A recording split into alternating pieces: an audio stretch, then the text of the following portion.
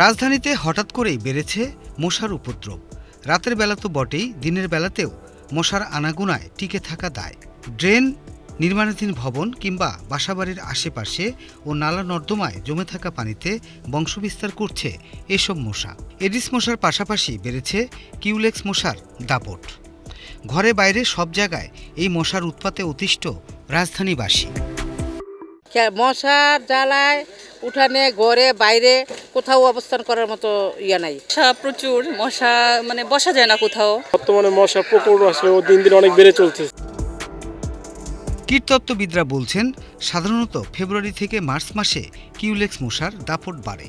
পরিসংখ্যান অনুযায়ী গেল এক মাসের ব্যবধানে রাজধানীতে মশা বেড়েছে 40%।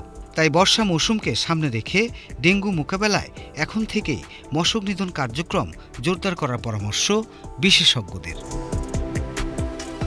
এই মুহূর্তে কিউলেক্স মশা বেড়ে যাওয়ার কারণ হচ্ছে দীর্ঘ সময় বৃষ্টিপাত না থাকা। ঝাঁকে ঝাঁকে কিউলেক্স মশার অস্তিত্ব আমরা দেখতে পাচ্ছি।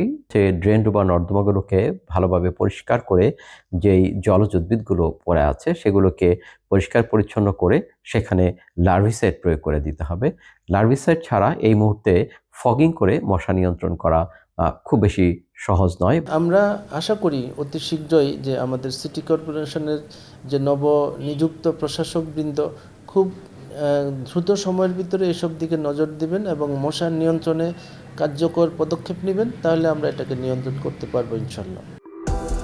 তবে খুব শীঘ্রই কিউলেক্স ও এডিস মশার উপদ্রব কমবে বলে জানিয়েছেন ঢাকার 2 সিটি কর্পোরেশন কর্তৃপক্ষ।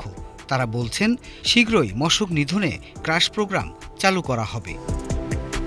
এখন আমরা কাজ করছি হলো ড্রেন, নালা, নর্দমা, ডোবা, খোলা ম্যানহোল, আবর্জনা রিমুভ করা। এই বেসিসে যারা আশেপাশের বাসিন্দা আছেন তারা 5 থেকে 7 দিনের মধ্যে বুঝতে পারবেন যে মশার উপদ্রবটা কমেছে।